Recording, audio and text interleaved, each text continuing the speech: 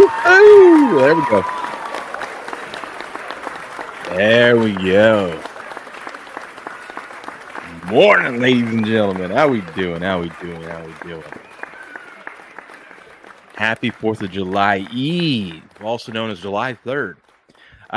Good morning, ladies and gentlemen. Welcome back to Game On. This is your Sports Morning Espresso Shot. I'm your host, Will, and I'm here to bring you the latest and greatest going on in the sports world. So sit back, relax, sip on some of that delicious 1775 coffee I know you're sipping on this morning. Well, I'll tell you what's on the menu today. The big, beautiful bill. We've talked about it a little bit yesterday. I've dove into this a little bit more. And the tax provision about gambling. And it's not just sports gambling. It's all gambling. And I don't know how you don't interpret that as like the stock market as well, but we'll get into that more. What this could do to the sports betting casinos. Why are they doing it? I don't know. We'll listen to Robert Barnes, his opinion on it. I asked him about it last night on his stream, so I'll pull that up and what he actually thinks about it overall. But we'll talk about that a little bit today. We got Clayton Kershaw in the news. He struck some people out last night. Why is that important? I'll tell you about that. We're going to cover what happened in baseball yesterday. A lot of double headers. I think we have 4 double headers. We'll see how the system plays did there. We'll cover the baseball plays of the day. See if we can find some gems in the betting odds that we like, at least early this morning so far. And maybe look a little Phil Steele college football. Maybe look at a little college football. I don't know. We'll see. But if you're watching out there, good morning. Hit the like button. That's what I need you to do. I need you to hit the like button.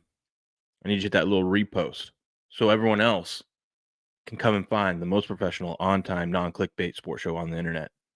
And then I also need you to hop in the chat and say hello because I want to hear from you guys. I want to hear from you guys, right? Right. Yes, indeed. Speaking of which, Grass Guy's in the house. What up, buddy? Jamie's here. Mont, how you doing? Miss Leslie, good morning to everyone. Hope you guys are having a good Wednesday morning. I was talking about this at work yesterday.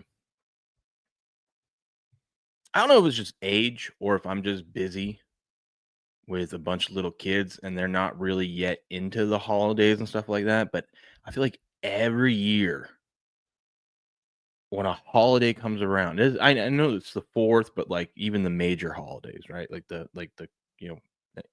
Christmas and all that stuff. I don't know. It just doesn't feel like the holiday's here, and then all of a sudden it's here, and I'm like, oh, okay. When you're a kid and you're super excited for it and you're pumped, smashing cookies and running around, just getting jacked all week long. Yeah, no, I don't have that. Ledge Master, good morning. So yeah, I don't know. I don't know if it's age or what, but like I'm like tomorrow's the 4th. Tomorrow's the 4th. Apologize about the lisp. You're so old you thought today was Wednesday. Yeah, that's right. It's Thursday.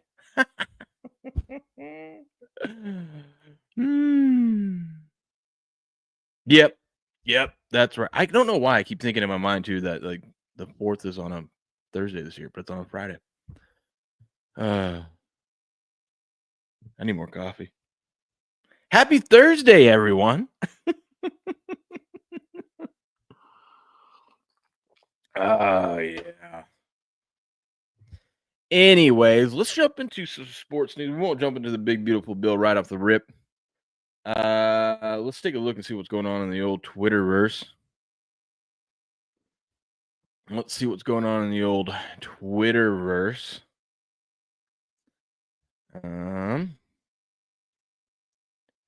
We got some news. Check this out. Clayton Kershaw last night. I didn't realize they gave up 4 runs to the White Sox. What are you doing? Anyways, check this out.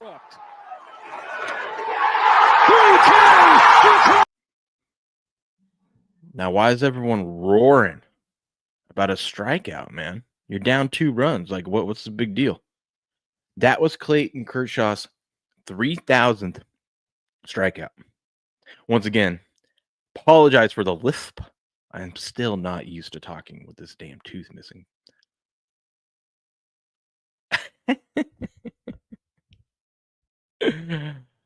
You know what I think I'm gonna do? I'm gonna workshop it. I'm gonna practice it today. Tomorrow, I'm gonna bring in crackhead I'm gonna do a segment every day called Crackhead Picks. And I'll give you one pick, and I'll do a little skit as a crackhead telling you can't trust me, man. You can't miss on this. You can bet your tooth on it, man. Okay. Oh man, I think I'm gonna do a little segment like that and post it. See if we can get crackhead picks to trend. Yeah, Kershaw though, 3,000 strikeouts. How about that? The 20th player to ever do that. How about that, huh? Boner person, no, it won't. What's up, Ron? How you doing? No, it won't. The big beautiful bill. Yes, it will. We're gonna get into that here in a minute. We're warming up with some light news. We'll get into the big beautiful bill. What up, Rob Con? That's great. My crackhead bets. My missing tooth. Don't listen, kids. Don't bet more than you can afford to lose, because they will take your tooth if you're wrong. How will the bill do that, or is it just clickbait? We're about to get right into it. Hold on. Actually, we can go into it right now. Oh boy. Bong Time's here. What up, Bong Time? How you doing? But Kershaw, 3,000 strikeouts. Congratulations to him. Okay, here. We'll get to the big beautiful bill. Actually, real quick. Beardo's going to be on the show sometime, I think Friday. So tomorrow. This is beautiful. This is beautiful. I am not gay. I have relationships with women and sex with men. Well, I got news for you, Beardo. That makes you gay as fuck. If you know, you know. If you know, you know. Okay. Dude, the by the way, the Malik Beasley story, very crazy. We can get into that too. So, the bill. Here's one of the things on here. So, I don't know why a congressman wanted to attack the gambling world. This doesn't affect just daily fantasy, sports betting, poker. It affects all gambling. Now, a lot of people don't even report their, your casual gambler. You don't report any of your, like, let's say over the course of the year, you went to the casino a couple times, you got lucky, you came home over the course of the year with, like $1,000 net profit. You were one of the lucky ones. No one ever reports that. But the bill now only allows you to deduct 90% of your losses. Which, of course, we had Robert Barnes. I asked him the question, and I'll pull that up here. The little video he did last night talking about it. It only allows you to deduct 90% of your losses. So if you win $100,000 and you lose $100,000 over the course, now a lot of people will be like, "How are you going to lose $100,000?" You don't understand. If you're betting every day, it doesn't take you long to get to $100,000 over the course of a year. If you're like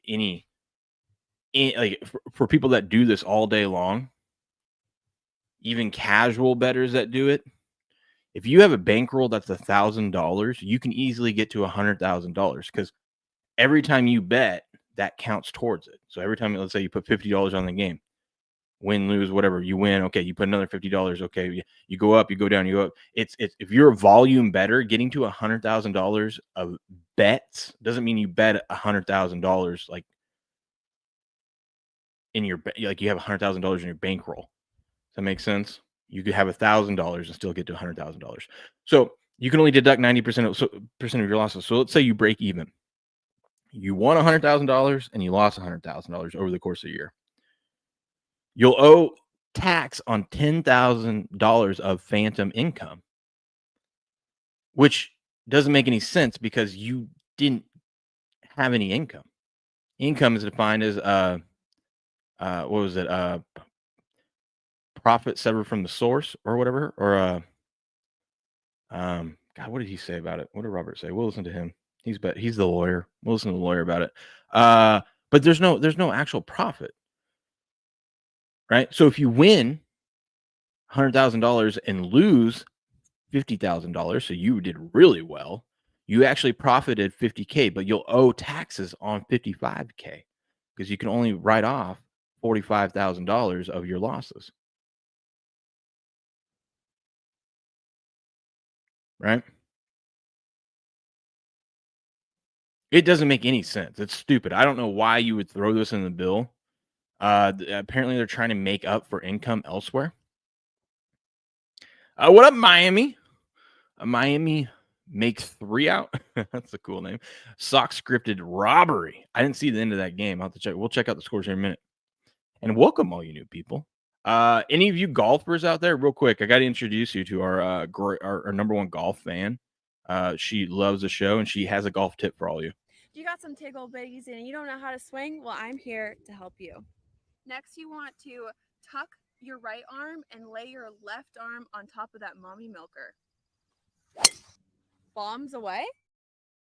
What's up, truthful American? How you doing? Fake news. It ain't fake news, man. It's in the bill. It's in the bill. It's right there. Robcon says basic capital gains tax. Yeah. Hedge your losses. That's right. That's right. Morning, Buku. How we doing, buddy? How we doing? Here, I'll show you the video the guy did. Explains it. Let's see. Where is it at? We'll listen to the video again. Where's my guy? Did I go past him? I think I went past him. Unless he pulled the video down. He might have pulled the video. What's he doing? Here, I'll pull it up over here. Give me a second. Remember, this is the most professional, on-time, non-clickbait sports show on the internet. On the internet, here. A poker player, DFS player, a sports bettor, any kind of gambler, professional or recreational, but especially professional. And even if you are an operator in one of these areas, it's quite scary. So what happened? The Senate amended the big, beautiful bill to include this little beautiful part about gambling tax. So what it says is the amount you can deduct from your winnings shall be equal to 90% of the amount of losses during a taxable year. With deductions, if you're a professional, that's included in this, it's 90%. It means if you're a gambler, if you gamble during the year, recreationally, professionally, let's say that you broke even on a year, but you played a lot of sessions, you won $100,000. And people see the $100,000 and think that's no one does that. It's like I said, it's not hard to get to $100,000 or even $50,000 if you bet casually, like we do on this channel all the time. Bet every day, right? If you bet casually, it adds up. It's not betting like $50,000 on a hand, right? It's $50 bets. You do the $50 bets a day, right? That's $250 you have in play every single day. Adds up pretty quick, right? It's already hard enough to win at sports betting. And this is just sports betting. This is for poker players. This is for you go to the casino. You win any sort of big prize at the casino, anything like that. And I don't know how this doesn't translate over to the stock market. The stock market is gambling as well. Imagine that. Imagine that was in the bill. Imagine if it included your stock market gains and you can only write off 90% of your losses. Oh boy, would these hedge funds be freaking out, right? Excuse me, sorry. Feels like another attack on the middle class. Yeah. Who cares? Get a real job. Normal people don't write off casino losses. But you don't understand. What's up, Zay Case? Good morning. You don't understand that there's a huge, like, you might, I get where you're coming from there. Like, most people don't gamble all day or, sports bet. But a lot of people, there's a whole market in this. There's a whole market. This is hundreds of billion-dollar industry. This is going to affect so many casinos. There's a whole a huge part of the economy. You do this, and it starts affecting the bottom line of these casinos. If you want to talk about the big beautiful bill and what President Trump has been doing for creating jobs, he's done a great job. That kills a ton of jobs. It's very concerning. Jamie says, to repeat what I said last night's chat, in the last administration, Democrats tried to introduce tax on unrealized gains. They backed off because the markets would have freaked out. True. Rob Con says a majority of gamblers lose and don't win through the year. And that's the problem. It's already so hard to be profitable. Now you have to be even more profitable, because even if you lose, this is what he's saying here. Even if you lose, you still owe tax. Because normally, if you win $100,000 and you lose $100,000 over the course of the year, it's a wash, right? You don't owe tax on any of that. In this bill, you would actually owe tax on $10,000. So not only do you lose, but then you owe tax like you had actually profited $10,000. It makes no sense. It makes no sense. And Robert Barnes argues it's unconstitutional. If you add up all the winning sessions, and you lost $100,000 if you add up all the losing sessions. Now, in the past, you'd pay zero tax on zero earnings, zero winnings. But now if this passes, you would pay as if you won $100,000 in winnings minus 90% of $100,000 in losses, which is $90,000 in losses, for $10,000. So you would have made $0, but you'd pay tax as if you made $10,000. Doesn't sound great, but not so bad. Here's where it gets really, really bad. If you are a high volume player, especially if you are a professional, you over the course of a year make $200,000 gambling. You don't pay tax on that $200,000. Wouldn't that be nice if we could keep paying tax on that $200,000, the amount we actually made? But what would happen is, let's say that over the course of all the sessions that we played throughout the year, we won $5.2 million and we lost $5 million for a net of $200,000. Yeah, I know he's throwing out big numbers out there, right? He's throwing out big numbers, like who's going to ever be in this situation. There's a lot of people that, like I said, Vegas, there's a lot of people that live in Vegas, and this is how they make their money. This is how they make their living. Volume betting. If you're someone who does this for a living, you're betting you have $1,000 units. That's just how you have to do it. So if you're placing $1,000 to $3,000, in bets, 1 to 3 units is what a typical professional player does. It doesn't take you very long to get to $500,000 over the course of a year of actual bets. It just makes no sense of why, how can they tax you if you didn't actually make a profit, right? But that's what this bill is trying to do.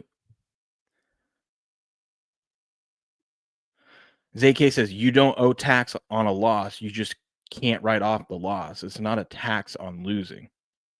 No, that's where you're wrong. That's how it's been.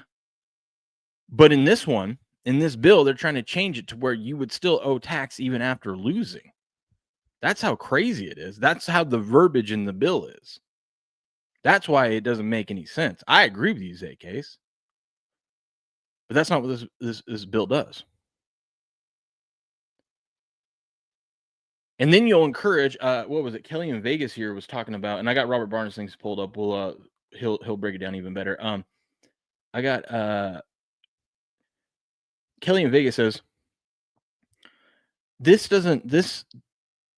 she's saying it's not that big of a deal. She goes, professional gamblers actually claim, she goes, people think that professional gamblers actually claim all their winnings. They don't.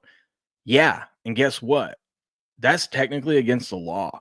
Now you're encouraging more and more people to not claim their winnings, to try to hide it, which is what they will do. But technically now you're putting people in a situation to where they have to be breaking the law. Not great.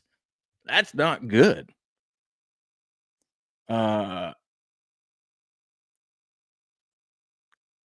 She claims it means nothing to the average Joe.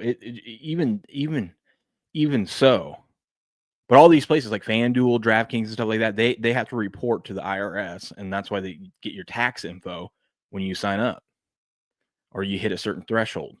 So they will send it in. Can you imagine if you get a surprise, even if you bet $5,000 over the year and you lost $5,000 and all of a sudden you got a tax bill and they're like, yeah, you owe $500 in tax. And you're like, what? I didn't make any money. I broke even. Sorry. The average person is going to freak out over that. Massive implications for crypto too. Yep. 100%. 100%. Let me see if I can find the spot where Robert. Oh God. Come on now. It's like right here. Let's see.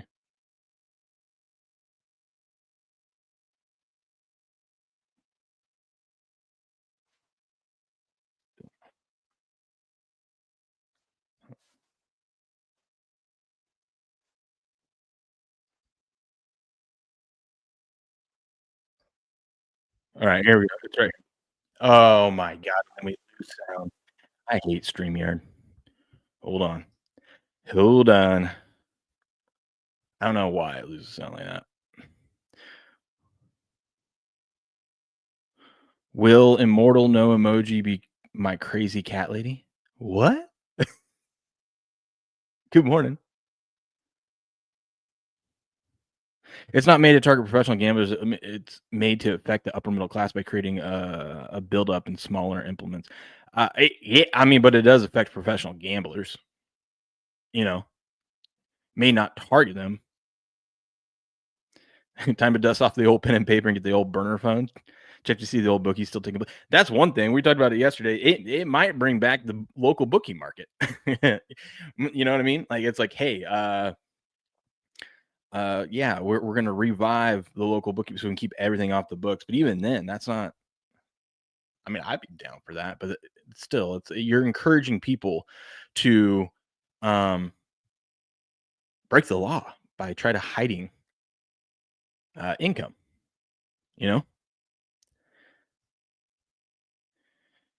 What's the mostly in the UK? We generally have higher taxes, but thank the Lord we have 0% tax on all gambling. That is awesome.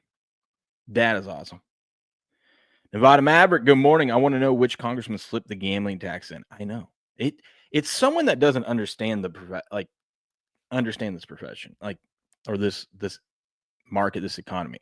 It's not good. If one of President Trump's agenda is about creating jobs and growth and whatnot, this does not do that.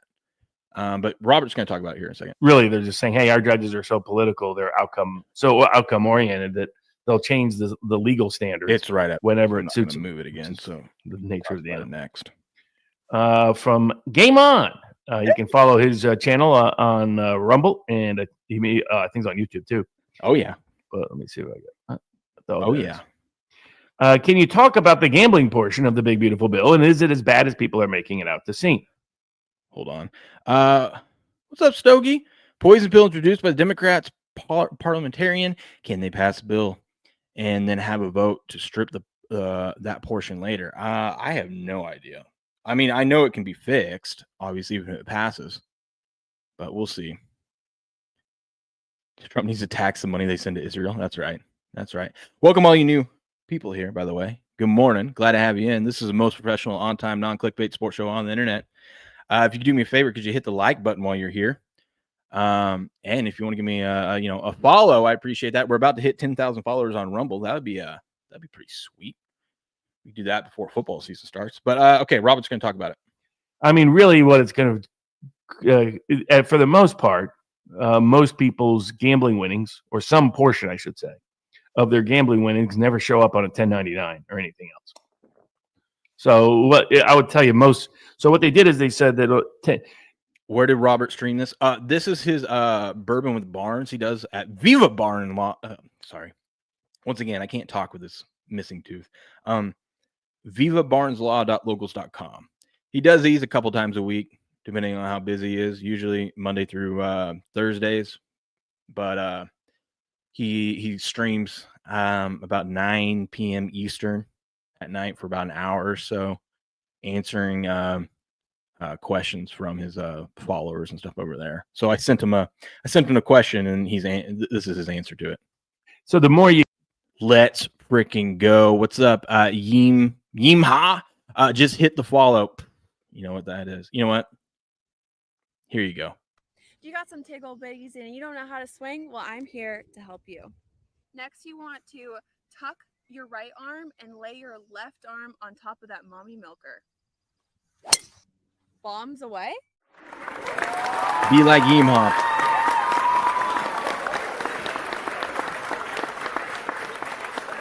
You. more you gamble, the more you get negatively impacted by it, because unless your losses clearly exceed your gains. Now, about 90% of gamblers, their losses exceed their gains by about the rate they're taxing. So it's only going to impact the 10% of gamblers who only lost a little bit of money or are profitable, and it'll only impact the ones that have a heavy amount of gambling going on. However, what will happen is those people, which is huge, because you're like, oh, it's only going to affect this 10%. Like I said, it's hard enough to get yourself into that 10% of people that actually make money over the course of the year. Whether it's sports gambling, whether it's people that play poker for a living, people that do tournaments and gamble at the casino and stuff like that. It's hard enough to get into that 10%. Now you're adding this extra. Now you have to hit a whole new threshold. You know what I mean? It's not great. People, it will encourage them to use more offshore books, to use peer-to-peer exchanges, to use local bookies for some portion of their bets, because those never get reported to the government. So what will happen is they'll make sure some portion of their net winnings are not. What's up, Coder 182? Are they taxing people like Pelosi on Capitol Hill for gambling tax on their inside trading? There should be first of all, there should be no inside trading. Like, we should get rid of that ASAP. But they should tax those congressmen even higher on that shit. But good morning. Reportable, and that's what they're really incentivizing, which is a dumb thing to do. So I go. MF is the middle name. I go by Ye Motherfucking Ha. Okay, what up, Ye Motherfucking Ha? How you doing? Not only do I think it's an unconstitutional tax, I think they're just making life unnecessarily difficult in ways that it's not going to produce the revenue gain they think. In fact, it might actually cause them to lose revenue at the end, because you'll have more people who use this as a technique. But there are other tax ways to handle that, so that you don't have to pay tax anyway. So I think in terms of real world impact, probably pretty marginal is the short answer. But it's a stupid bill because it encourages people to do the very opposite of what they want them to do. From Luigi. So there you have it from Robert himself. He says, it's unconstitutional in his eyes. And but even then, he still says it's a stupid thing to throw in there. And think about it. I mean, I don't think Robert really thought about the impact on the economy, because, I mean, if you can't go to these casinos or sports books where they do have to report your winnings, like any of the online books, DraftKings, FanDuel, all the big popular ones, they have to report that, and they have it all on there. You can't hide it because it's all digital. So now you're going to have people avoiding anywhere that reports your wins and losses. When you're in Vegas now, I believe they only report if you win over $10,000 on something. So as long as you stay underneath that, they'll give you the cash right there without having you fill out any paperwork or anything like that. But if you win, it doesn't even have to be like a tournament or anything. If you place $5,000 on an underdog and you end up net profiting anything over $10,000, they have to report that.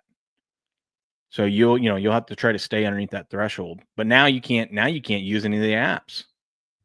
All those big casinos in Vegas, they all have apps. A lot of professional sports bettors like to use it because you can, while you're home, when the lines open up for like the NFL, the biggest thing that people bet on, you want to get to the lines as quick as possible as a sports bettor, right as they open the odds for the following week.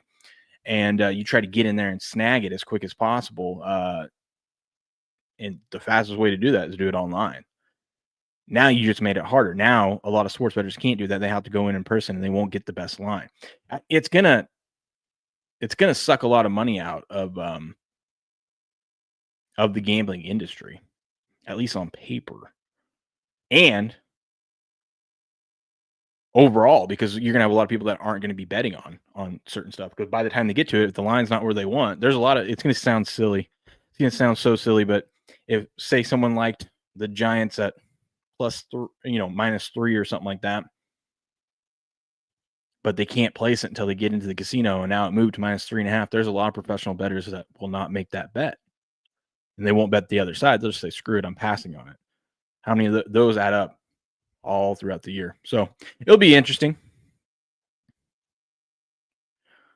What up, Deonic? How we doing? Though betting exchanges for scale is absolutely the way to go. That's the other thing. It's going to push this makes. I mean, I'm excited because it's going to be my first year betting on Kalshi for the NFL. I've already had fun betting Kalshi for all these other sports this year, and elections and whatnot. We did great on the election. That was awesome. So I can't wait to see what the NFL is going to be like, because that's my best sport, the most profitable. That's where I make my money for the year. But yeah, those betting exchanges, they don't report any of that stuff. So a lot of people are going to be switching over to those, which also sucks money out of the American economy, right? Because you're not betting it here, betting it overseas. And it's going to encourage people to use offshore books that don't report your income or your wins and losses. So interesting stuff there. We'll see how it plays out, but I just thought it was a silly, stupid thing to put into the bill. Why they would attack that industry makes no sense to me. Robert said earlier in that stream that it was like they were trying to make up. They decreased some tax. What would tax? Foreign exchange tax or something like that. The money that gets sent back to foreign countries that was made here, they decreased the tax on that. So they're trying to make up for it through this gambling tax, which is just silly. It's just silly. Okay. In other news, oh God, dude, check this out. Victor Wembanyama has been having a hell of an off season. He went over to like China or something like that, and I don't know exactly where, but he like did a monk thing for like a week. But he's just been hanging out, living his best life. Here he is playing soccer. Now look how this dude's like what 7'5", and he's out here playing soccer. And if you're the Spurs GM, you're having a heart attack when you see this. Watch what he tries to do here. Later, Mont. Have a good one, buddy. Have a good Thursday. See you tomorrow, Mont. Hope you have a good 4th if we don't see you tomorrow. Whoa! First of all, look at this giant dude out there. Whoa! Whoa! Ah! What are you trying to do here, dude? What are you? Whoa! Ah! Like, oh my God, dude, don't do that. He's trying to do a bicycle kick.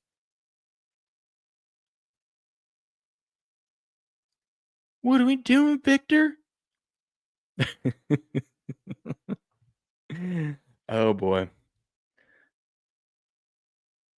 Doge reform failed. Now we get gambling tax. I know. I don't see it. I can't go through. And if it goes through, it's got to get corrected right away.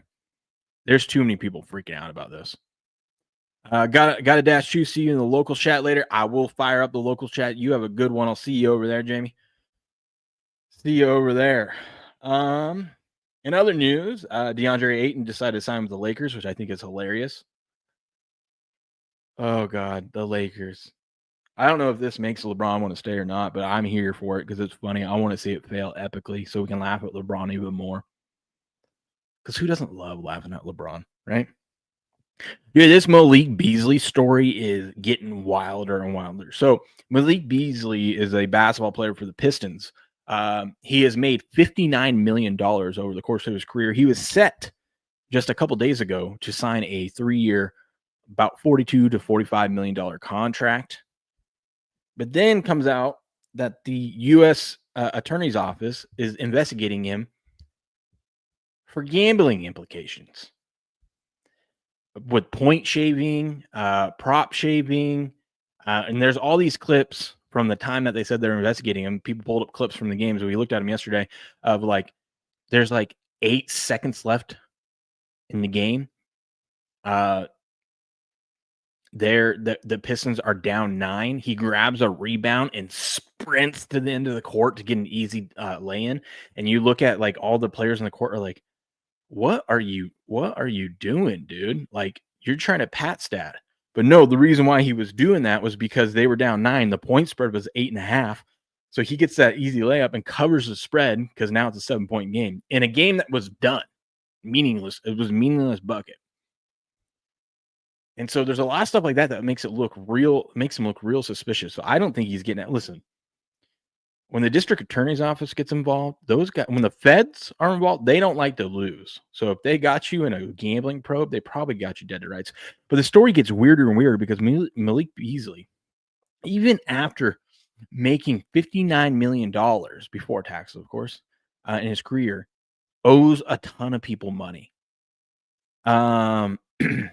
I have been with Malik for a long time. I've seen a lot of people around him come and go, but I have stayed away from any of his financial management or mismanagements or decisions he would make with money. Beasley's criminal defense lawyer says, I'm his lawyer. I don't get involved in his finances. You hope to get them around the best business people and planners and management people. Sometimes they do and sometimes they don't. Apparently he owes his barber money. Let's see.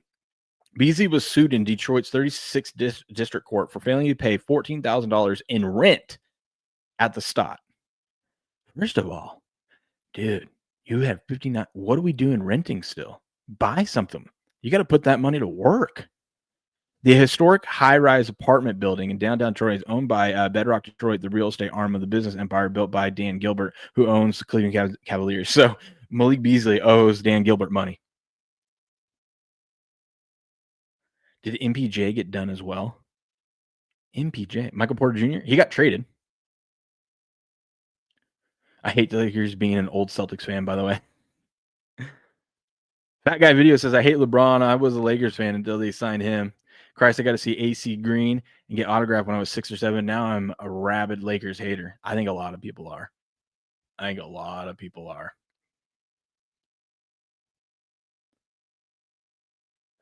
Miami says there was like 1,025-point comebacks in the NBA last year. Easiest rig sport out there. Yeah, that's also crazy. All the massive comebacks, especially at halftime. If a team's down, we were betting it a lot. We were live betting until the betting market caught up. If a team's down like 15 or more at half, just bet them to come back. Because it happens because of the way the game's played now with all the threes. If a team gets hot from 3, they can close that gap. I mean, hell, we watched the Pacers do it all playoffs. But check this out. He owes. Last month, Beasley was sued again by the Stott for failing to pay $7,300 in rent. This dude is not paying his rent. You are making millions of dollars a year and you can't pay it. $7,300 in rent is insane.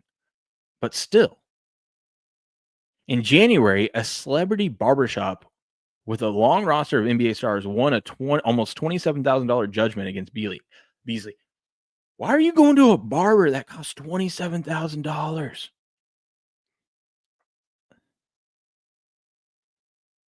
Or like, even if it's over the course of 2 years, because it was when he was in Milwaukee from 22 to 24. But you're just not. Why aren't you paying people, dude? What are you doing with your money? Meanwhile, in January, a Minnesota dentist, he's not paying his dentist. I'm even paying my dentist. Look, I got to get this damn thing fixed. You might $34,000. Now, that doesn't take long to get $34,000 dentist. My new tooth is $5,000. I mean, it's insane. He started getting his NBA paychecks garnished. Because he wouldn't pay his dentist, his barber, or his rent. And his debt has not been satisfied according to the court records. So he still owes that money. And now he was set to make $42 million. So then he could pay this stuff back. But now he got caught up in a gambling scheme and the Detroit Pistons said, we're not going to sign you to a contract now. till this thing gets figured out. Now he's got to hire lawyers. That's a lot of money. And he's probably going to jail. Boy, oh boy. How does this happen? You made $59 million and you can't pay your dentist, your barber, your rent? I want to know. I can't wait for more of the story to come out. I want to know where that money went. Hookers and cocaine, probably, Hookers and cocaine. Fat Guy View says, I finally got on calcium, made my first play yesterday. I like it, even though they won in the end. I cashed out on my play on the Giants for 50% profit when they went up 3-0. First of all, congratulations. I love calcium. I love it because I won yesterday. Who was it? Who played in that first game? The beautiful thing about those betting exchanges, you don't have to win. So I was betting on God, who was the first game yesterday? Let me see. Hold on. The Phillies. I bet on the Phillies in game 1 to come back from the Padres. It was at 5 cents. They're down 3 runs in the 8th inning. It was at like 5 cents. They ended up scoring a run, and I cashed out at 8 cents. So I had a nice little 60% profit right there. Just a little, a little. I didn't have a lot on it, but it was a profit. And that's what I love about it. It's like you can buy, it's like the stock market. You can buy a stock low and sell when it goes high. It doesn't have to, they don't ultimately end up having to come back. But like if you bet on a baseball team who's down 4 runs and you make a bet, you're going to get great odds on it. Like I said, I got it at 5 cents or 5%. Meaning at that time they had a 5% chance to win according to the market. And let's say you get real lucky, you time it perfectly, and they score a run or 2 in that inning. Now their odds of winning just went up. Maybe it doubles and goes. Now they have a 10% chance to win. You can sell out at that 10%, and you just doubled your money, and you don't even care if they end up ultimately coming back or not. How about that? But welcome to Calci, my friend. Welcome to Calci. Derp's here. What up, Derp? He says I went to Top Golf yesterday for the first time. It was awesome and had banging breakfast burrito from there. It was an awesome experience. I'm glad you had fun, buddy. Top Golf's great. I'm going to be in Vegas in a couple weeks, and I am staying at the MGM, so I'm definitely going to go to Top Golf there. My Guardians are dookie. Yeah, they're not good. They're not good. Fat Guy says, yeah, it's neat. Right now I got under 10.5 wins on the Chiefs Open. Looking at their schedule, it's possible an 0-2 start might sell then. Dude, I'm Fat Guy Video. I'm waiting for more money. That's one thing about the betting exchanges that sucks is like you got to wait till money comes into that market. We're too far away from football for people to be putting real money on it. But I have been looking at the Chiefs schedule. I think I'm going to go under their win total, and I'm going to go under. I'm going to go under 8.5 at some good plus money odds, and them to miss the playoffs, all that stuff.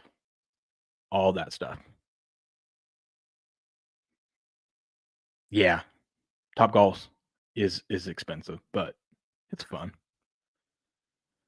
It's fun. It's just one of those things that you budget and you say, you know what, this is a little pricey, but it's a fun experience. So this is we're gonna find a way to do it. But yeah, dude, I mean, look at this.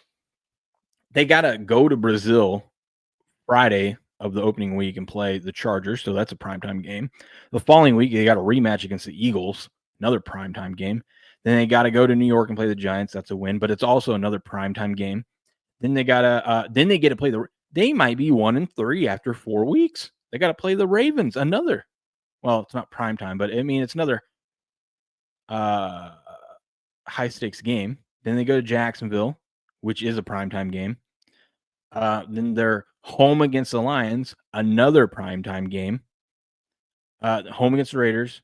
I mean, they have a bunch of home games at the beginning of the stretch. Then they got to go on the road for the second half of the season. Home against the Commanders. Look at this stretch. Lions, and then you get the Raiders. Okay, but I mean, the Raiders always play them tough, and then you get the Commanders and the Bills and the Broncos. That is a tough stretch right there. After you already had a tough stretch of Chargers, Eagles, Giants, Ravens. Now, if the Chiefs are Patrick Mahomes and Andy Reid, you can never count them out. So if the Chiefs are the Chiefs, they're going to be fine. But this team has played more games than any team in the last 3 years. They've gone to the Super Bowl 3 straight years. They played more games than anyone, and they're an aging roster. That does not bode well historically. It takes one or two little injuries. God forbid, we're not wishing this, but God forbid Patrick Mahomes gets hurt. Then your season goes downhill fast. But that offensive line, they got some new bodies on it. Going to take some time for that offensive line to mesh. But if you start getting injuries there, it's going to be this thing can snowball real fast because you got to be at your peak form playing some of these teams, dude.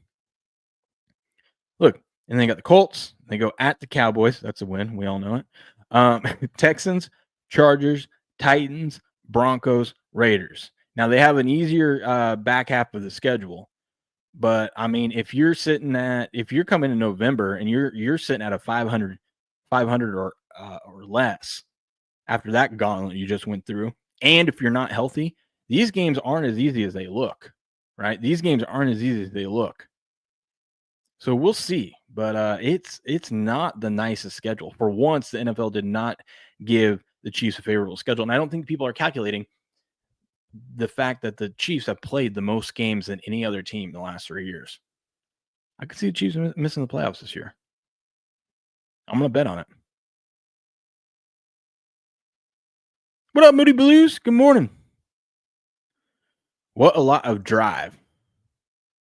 Redskins. That's right, Redskins. I like the Broncos out of the AFC West this year. Ooh, I like that bold prediction there. The amount of games key, they are due for an injury-plagued season. I mean, it's history, man. We're not rooting for that for anyone. I mean, if you're a Chiefs hater, maybe, but I never root for players or anyone to get hurt. It's just a fact players do get hurt. It's a physical sport. We see it every year. And we know what happens if your star quarterback goes down. Even if he goes down for an ankle injury and misses 2 to 3 weeks, right? That snowball effect, man. Although they do have Gardner Minshew as a backup now. He a Coug. Shout out Gardner Minshew. Anti-Trump syndrome woke crap. I don't know. You clearly haven't tuned into the show, Moody Blues. We ain't anti-Trump here. We ain't anti-Trump. But we can doesn't mean everything he does is perfect. And we call stuff out. And that the part of the bill, which I don't think was his idea, this is more of an attack on Congress than it is on the president. That betting provision in the bill is not good. But we ain't anti-Trump here, baby. Mighty Megatron, I did when Menzel played. Couldn't stand that little shit. I'm a Travis Kelce hater, but not a Chiefs hater. I actually like most of the players, but fuck Kelce. Okay, fair enough. Fair enough. Yeah, and he looked old last year. What is he going to look like this year? I know he's lost some weight and stuff, but we'll see. Listen, I think you're going to be more profitable if you bet against the Chiefs than bet on them, just because they're a huge public team. That's how it is with all public teams. Travis Kelce shilling for the clout shot. Won't miss him when he's gone. Yeah. You and me both, my friend. You and me both. Let's see. This is funny. This guy responds to Kelly in Vegas. Professional gamblers don't actually claim all their winnings. He goes, so basically what she's saying is the tax bill isn't bad because everyone commits tax fraud anyways. Let's see.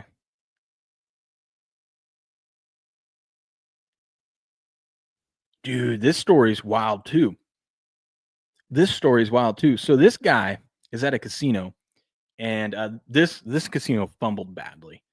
So this guy's at a casino. He's playing $25,000 hands on blackjack. I think it's blackjack is what they're playing. Either way, playing some sort of game, casino game.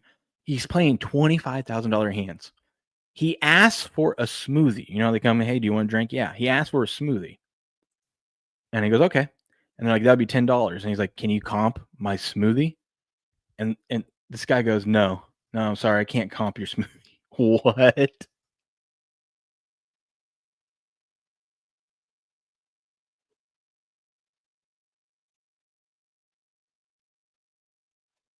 He goes, you want to share your room number with us? And he goes, no, I don't want to share my room number with you. And he goes, okay, well, then I can't comp your smoothie.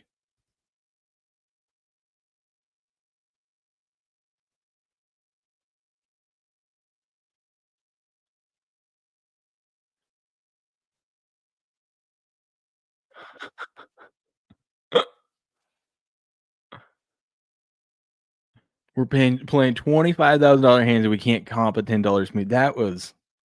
That was big. So then I which was great. There was other let's see. Today gonna go to breakfast seeing the new Jurassic Park. Ooh, okay, Derp. Good, have fun with that, man. What up, B McCormick? So running late, shotgunning Red Bull ASAP, yeah, baby. There was other casino, other competitors to this casino that made quick little ads of showing how they're comping smoothies and bringing smoothies to all their players and stuff like that, or their patrons and whatnot. It was pretty funny. But dude, could you imagine that? Yeah, sorry, you're playing $25,000 hands. We can't comp your $10 smoothie. I miss the old days where I could play $5 single deck blackjack and slam 20 free beers. Dude, my favorite thing to do in Vegas, you go to New York, and right outside the sports book is these old Wheel of Fortune, like they're like 25-cent slot machines. I don't know what they are now, but at the time they're 25 cents. So you throw like $100 in there, and I would hang out there and watch a basketball game or something like that. So, hang out there for a couple hours, and you obviously would have money on the game as well. And, the waitress comes around to give you your free drink. You tip her $20 and she brings them back every like 10 minutes. Every time, you're getting low and you need another beer, she's right there. You tip them big in the beginning so they come. If not, you're going to see her once an hour. You know what I mean? And it's fun. Just hang out, spin that wheel, try to hit the big one, but just get free drinks coming your way. Watch a game. Oh, miss those. Strawberry Man Smoothie Gate has taken Las Vegas by storm. It's a smoothie. Come on. We're good. Oh, let's see. Cavaliers reportedly don't have interest in LeBron James. LeBron. That guy. What else we got?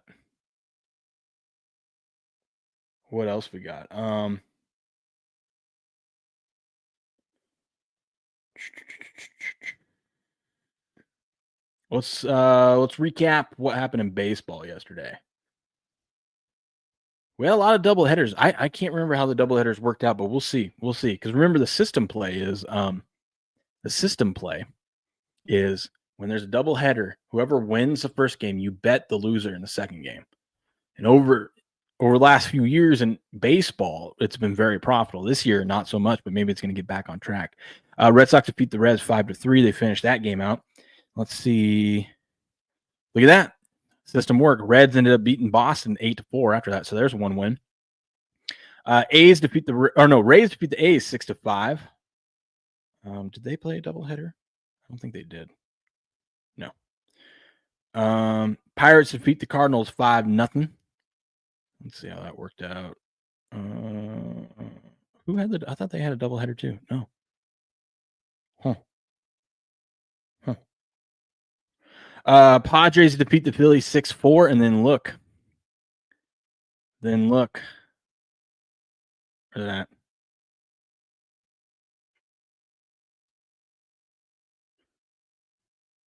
Padres defeat the Phillies 6-4. Then the Phillies defeat the Padres 5-1. System plays comes through again. That's 2-0 on the day. Tigers defeat the Nationals 11-2. And then the Nationals beat the Tigers 9-4. System play 3-0 yesterday. I think the system play is back. What up, Cat Dog? How we doing, buddy? I think the system play is back. It went 3-0 yesterday so far. Brewers defeat the Mets 7-2. This one probably didn't because the Mets suck. So Brewers win game 1. Mets win game 2. I can't believe I didn't play it yesterday. I was too busy. But had you done the system play, which is when there's an MLB doubleheader, whoever wins game 1, you back the loser in game 2, you would have went 4-0 yesterday. You're welcome for that, by the way. You're welcome. Happy Friday's Eve. It's happy 4th of July Eve, buddy. Good morning. Good morning. Did you get it? I saw you got to finish that game last night. You're going to love the next one, man. Have you ever played the next one? in the series. The God of War series. It's a fun game. Fun game.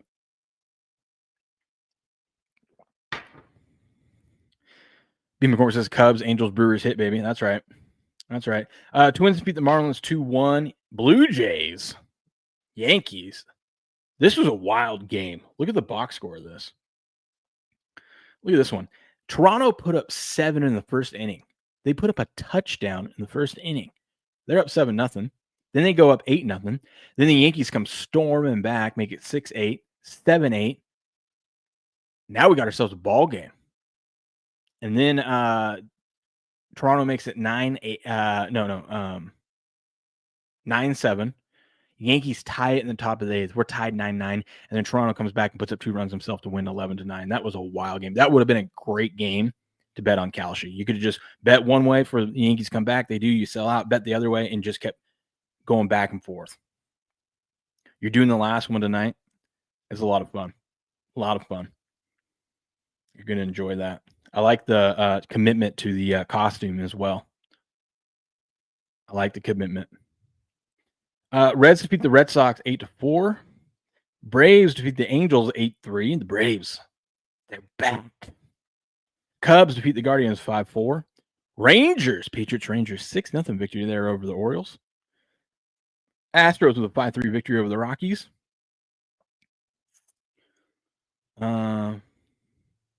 Mariners 3-2 victory over the Royals. In extra innings, Giants get it done 6-5 over the Diamondbacks. And last night, the Dodgers come back. Clayton Kershaw gets his 3,000th strikeout, 20th player all-time to ever do that. And the Dodgers come back and beat the White Sox 5-4. Dude, I love it when you guys get that chat going. I love it. Here you go. You got some tickle bitties and you don't know how to swing? Well, I'm here to help you. Next, you want to tuck your right arm and lay your left arm on top of that mommy milker. Bombs away? Oh, treats, yum. That's right.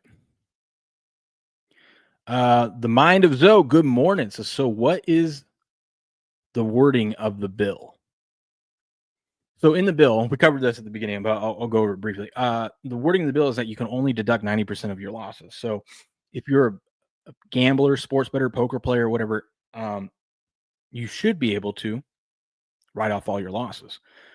So let's say over the course of a year, let's say you bet every day, even a casual bettor. It's not hard to get to $100,000 of bets, but we'll just use $100,000 for an example. Right? It's really not hard. If you're doing like $100 bets and you're placing several of those a day, I know most people aren't, but I'm just using this as an example because they calculate every single bet you make. That's $100. Even if you won 5 bets, lost 5 bets, you're putting $100 on each one.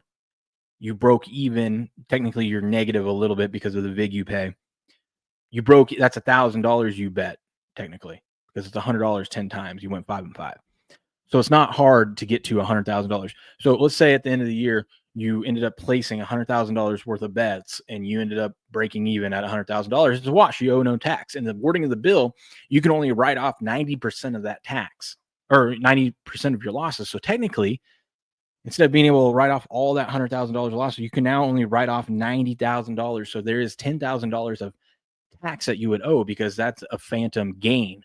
You somehow gained $10,000. Your losses aren't worth as much, is what the bill is saying, which makes no sense.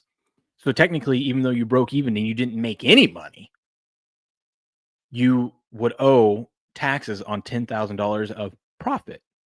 That's actually not there. It's a stupid provision in the bill. So it only removes write-offs. Yeah. What up, Techno? How you doing? Cringe? I know. I'm sorry. I'll be better.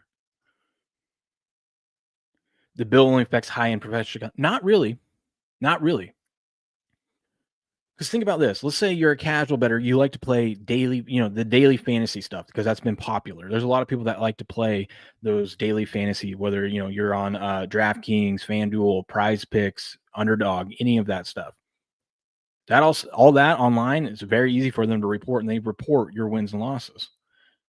Let's say you're even a casual bettor, and you end up placing $5,000 worth of bets over the course of a year, which, like I said, is not that hard to do. Even if you're doing $10, $20 a bet, it's the course of a whole year. I mean, those things add up. Let's say you end up doing $5,000 and you're one of the lucky few that breaks even or wins a little bit of money. But in this scenario, let's say you break even. So you bet 5,000, you lost 5,000. Well, you would only be able to write off 4,500 of that. That's 90%. So now you owe tax on $500. So when tax time comes around and your average American is like, why do I have a tax on this $500 that I didn't make? A lot of people are going to be pissed about that because it should be a wash. It should just be a wash. And I know a lot of people don't bet or play poker for a living. It's just casual, but I mean, it ends up affecting a huge part of the economy. Sports betting and just betting in general is a huge part of the economy, especially, I mean, that's the whole market of Vegas. Massive implications for it.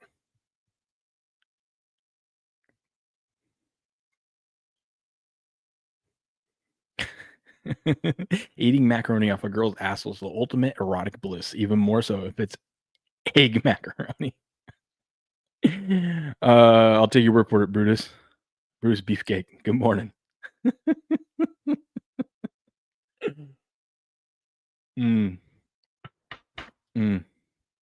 That's funny. Let's run through today's games. Speaking of betting, this is a gambling show after all. Here's the baseball games we got today and the odds on them. Brutus knows how to live. That's right. That's right. Okay. Here's what we got in the betting market. Oh, let me clip this part out.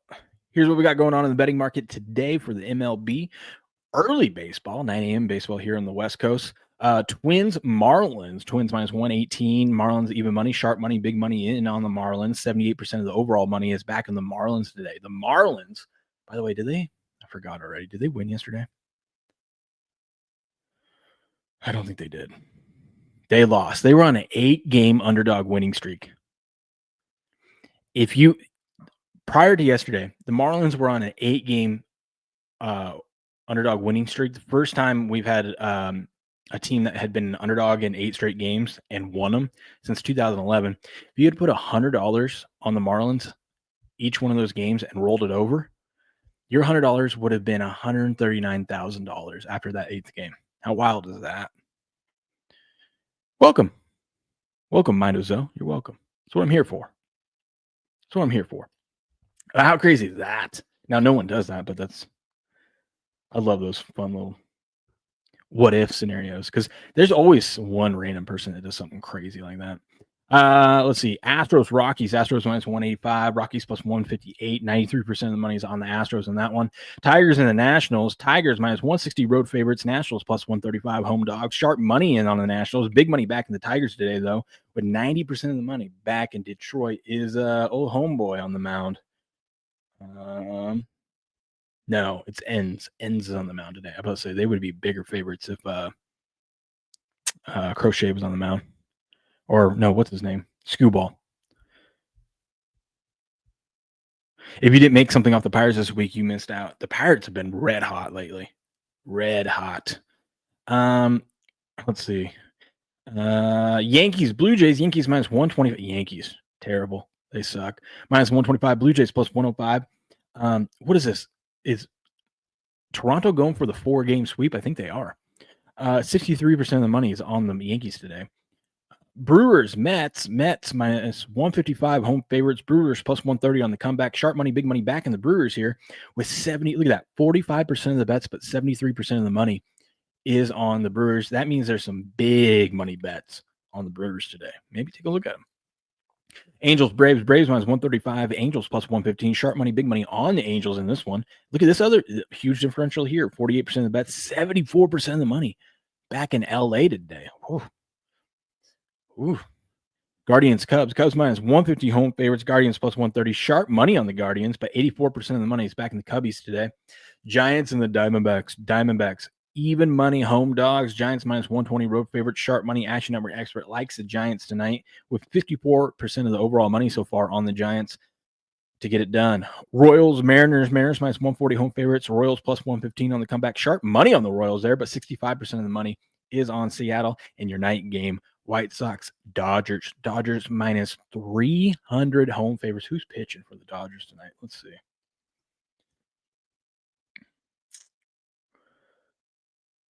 Oh, Dustin May. May he get it done? We'll see. White Sox plus 240. Sharp money on the Dodgers there, and 94% of the overall money is on the Dodgers. The square ball parlay of the day is going to be the Dodgers.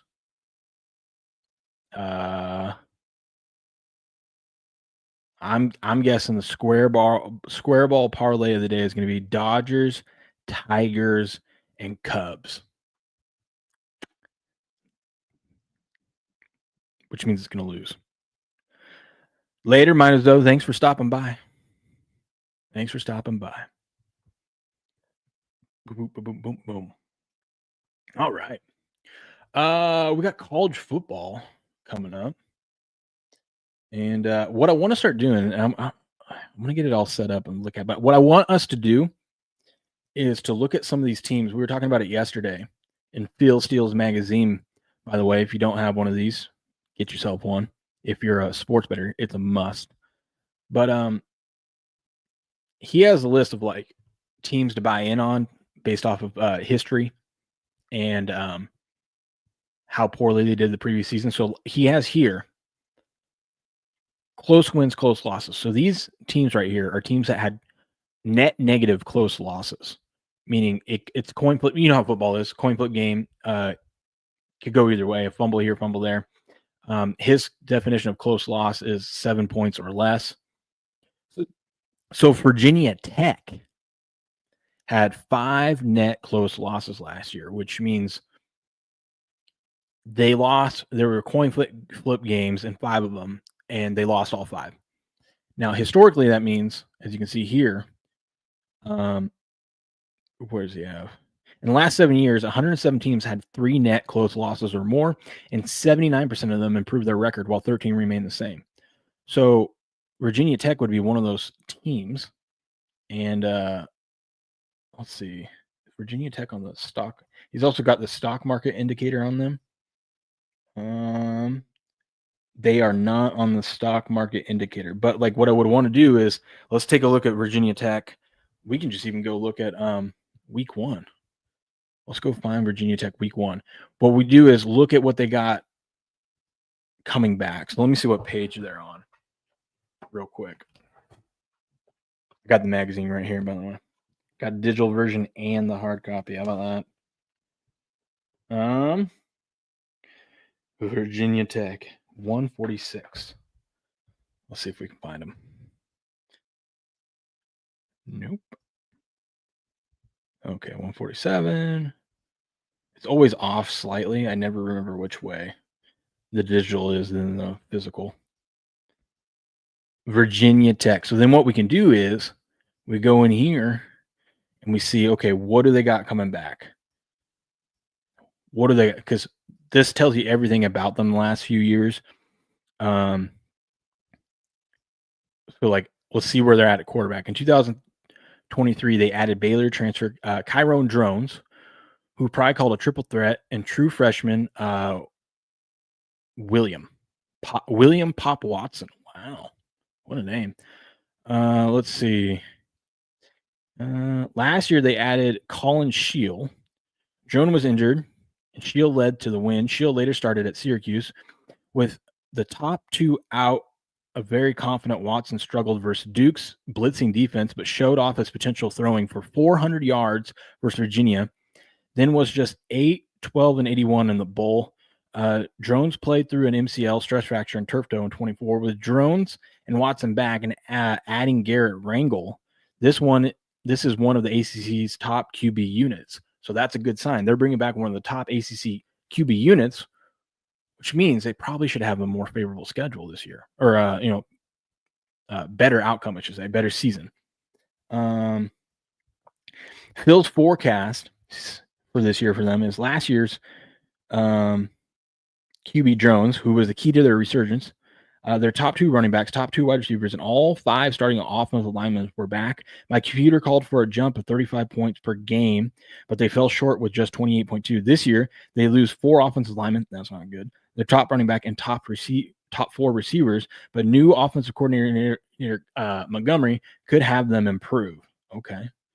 So what we got to do is we take this information, we look at it, then we look at their schedule. And then we got to see, okay, is there any value in the betting line? Is the betting market going to be off on any of these? So they got South Carolina, Vanderbilt, Old Dominion, Wofford, NC State, Wake Forest, Virginia. This is really not a tough schedule at all. California, Louisville, Florida State, Miami, Virginia. That's not.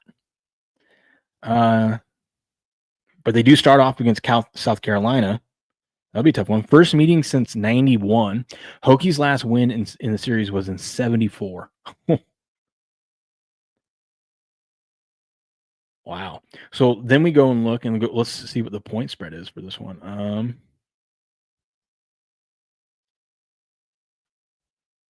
College football week 1. I'm guessing it's, what day does that say that? August 31st.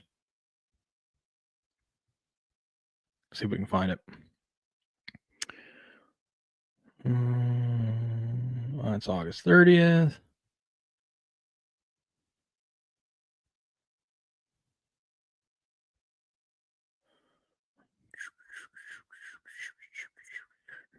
Sunday, August. Wow. College football on a Sunday. You don't see that often. Here they are. Virginia Tech, South Carolina, week 1. South Carolina is laying 9.5. Now, what we would do is go through that same process with South Carolina and see if they've improved or not. Maybe if South Carolina has some issues as well, maybe we look at Virginia Tech. Maybe there's value at the 9.5. Or we look at the under, maybe, because Virginia Tech, what scares me is that they got 4 of their starting offensive linemen gone. That's not great. So maybe the under is the way to go. And we could look at their defensive projections, see if they've improved on defense. So if, let's say both teams have offensive line issues, but they're bringing back defense, key defensive pieces, that would make me look at the under in this game, under 45.5, because you're going to have struggling offenses in this game with experienced defenses. And usually to start the season anyways, it takes a little bit for offense to get going. There might be value on that under 45.5. So things like that, we can do that with some of these teams and see if we can find spots where we can make some money. Sound good? Ooh, that's going to be played at the Mercedes-Benz Stadium in Atlanta. Primetime game. We're going under, right? Primetime, standalone, noon. A little noon kickoff on a Sunday. College football. What? But that's the plan. That's the plan I have with those. Don't worry, losing gamblers. It doesn't affect you. It actually does, though. Unless you lose so much, then it doesn't. But, like, if you're right around break even or barely profitable, it does affect you. But what's up, white minority? Good morning. Good morning. Well, we don't lose here. We don't lose on this channel. I don't know what you're talking about. We make money. Okay. So there's that. That's the plan. We're going to do some of that over the month of July. Since, the sports news is a little slow, we're going to start diving into college football, pro football, all that stuff, getting prep, seeing where we can maybe take advantage of some of these lines early on. But another good show. Thank you. Shout out to everyone that showed up in the chat. Hope you guys have a good rest of your Thursday. It's not Wednesday, it's Thursday. Tomorrow's show will start a half hour later since it is a holiday. We'll start at 5 a.m. Pacific instead of 4:30. Make sure you like, share this out there, repost it on Rumble. We're trying to get to 10,000 followers. We're almost there. Almost 10,000. How crazy is that? But you guys have a good rest of your day. I'll be back tomorrow morning bright and early, 5 a.m. Pacific Standard Time. But until then, good luck, good gambling, and game on.